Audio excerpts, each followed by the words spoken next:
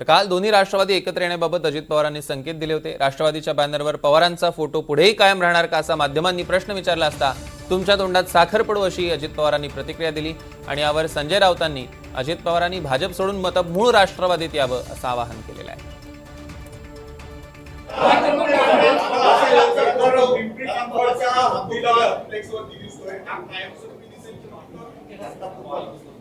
तुझ्या तोंडात साखर पडो।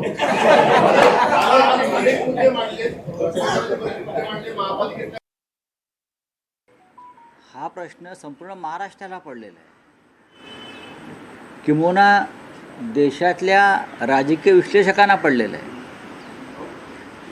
की त्या जो आरोप प्रधानमंत्र्यांनी केला त्याचं पुढे काय झालं। अजित पवार यांच्यावरती जो आरोप केला 70,000 कोटी सिंचन घोटाळ्याचा, तो आम्ही केला नाही। गाडीवर पुराव्यांची घोषणा आम्ही केली नाही। भोपाळमध्ये भारतीय जनता पक्षाच्या बैठकीत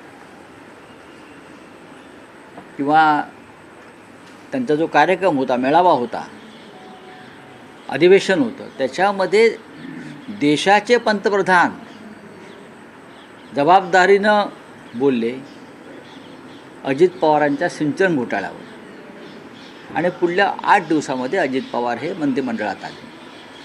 त्याच्यामुळे अजित पवारांचा प्रश्न जो आहे हा योग्य आहे आणि सिंचन घोटाळ्याचं काय झालं आरोपाचं याचं उत्तर देवेंद्र फडणवीस यांनी दिलं पाहिजे आणि देशाच्या प्रधानमंत्र्यांनी दिलं पाहिजे।